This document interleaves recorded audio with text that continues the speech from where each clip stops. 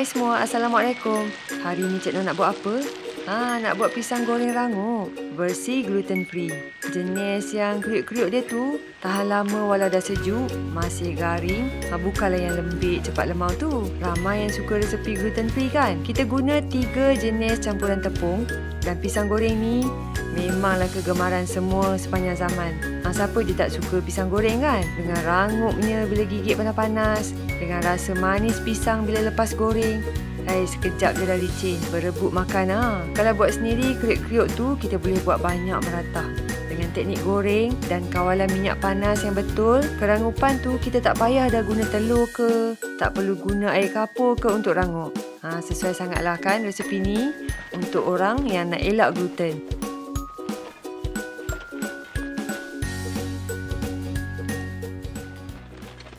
Okey, sekarang sebelum kita bancuh tepung, Cik Nom nak tunjuk dulu bahan-bahan dia.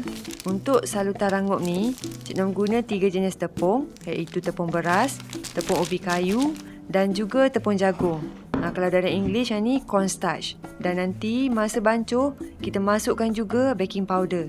Untuk pisang pula, Cik Nom guna pisang abu. Kalau dapat pisang awak pun sedap. Tapi kat area rumah Cik Nom ni, susah nak dapat. Pisang tanduk pun sedap juga tau. Cara potong dia senang aja. Kupas kulit. Lepas tu korang belah 3 memanjang. Nak belah 2 pun boleh. Tebal sikit lah. Ikut saiz pisang tu. Bajet-bajet lah kan.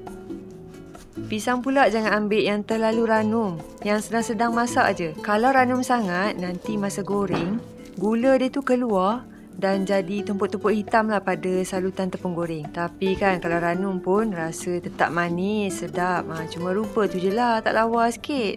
Dalam bekas yang besar ni, Cik Nom sukat 2/3 cawan tepung beras, 2/3 cawan tepung ubi kayu dan juga setengah cawan tepung jagung. Masukkan juga 1 sudu kecil baking powder.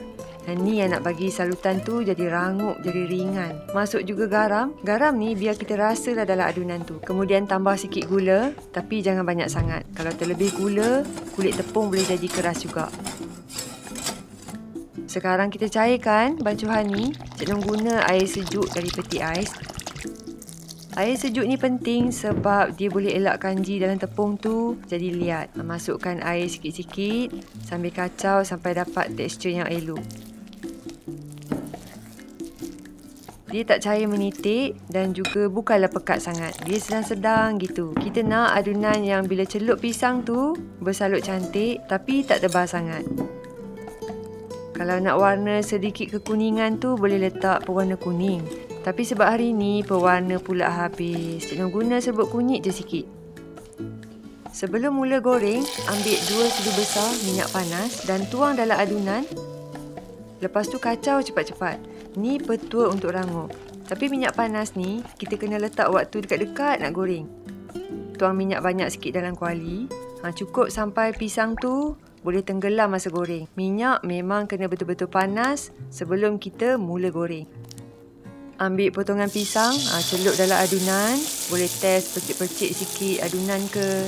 Kalau dah bunyi sure tu, maksudnya dah ready lah. Bila dah nampak macam okey, bolehlah masukkan yang lain.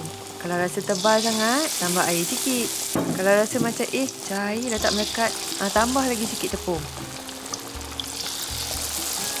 Sekarang Cik Nom nak buat kriuk-kriuk dia. Percik-percik lah. Guna tangan macam ni, tinggikan sikit, percik-percik dalam minyak panas.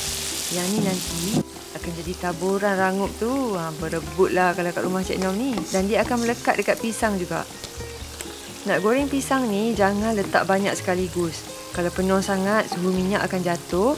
Nanti pisang jadi serap minyak dan tak rangup.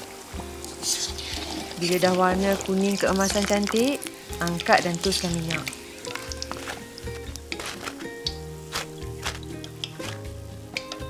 Untuk batch yang kedua, Cik Nom buat cara lain sikit. Cik Nom percik dulu kriuk-kriuk dalam adunan minyak. Dia penuh kuali. Lepas tu barulah celup pisang dan goreng. Jadi pisang ni akan melekat pada sebisa rangup kriuk-kriuk tu. Yang ni lebih melekat lagi lah berbanding yang tadi. Bila salutan dah mula keras tu, boleh terbalikkan pisang. Bolehlah tolak-tolak asingkan. Macam biasa, pastikan minyak maintain panas. Jangan letak banyak sangat. Bila dah mula timbul, dah mula set keras tu, barulah kita balik-balikkan. Dan masa ni, kena kerap kacau, kena keraplah balik-balikkan. Teknik macam ni, boleh buatkan goreng pisang kita jadi rangup sekata. Satu lagi tips kalau nak betul-betul rangup, tapi Cik Noh tak tunjuk dalam video ni, kita goreng 2 kali. Maksudnya bila pisang dah mula kekuningan, angkat dulu, rehatkan dalam 5 minit. Lepas tu goreng balik kali kedua. Kadang-kadang korang tengok, peniaga goreng pisang ada 2 belanga kan? Itulah rahsia dia. Memang jadilah, tapi cuma kerja lebih sikit. Yang ni Cik Noh goreng sampai perang sikit lah daripada yang mula-mula tadi. Okey, dah siap dah ni. Hasil pisang goreng gluten free. Memang rangup gila. Dan kriuk dia tu tahan lama. Bukan setakat sekejap je. Bahan pun simple je kan. 3 jenis tepung ni mudah nak cari. Bahan kriuk dia elok. Dan minyak pun kena cukup panas. Teknik goreng tu kena ingat ya. Yang paling sedap makan panas-panas. Cicah dengan cili kicap ke, sos pedas manis ke. Yang tu style utara. Lepas tu kena dengan kopi O ke, teh O panas ke. Memang layan. Okey, selamat mencuba dan jumpa lagi. Bye.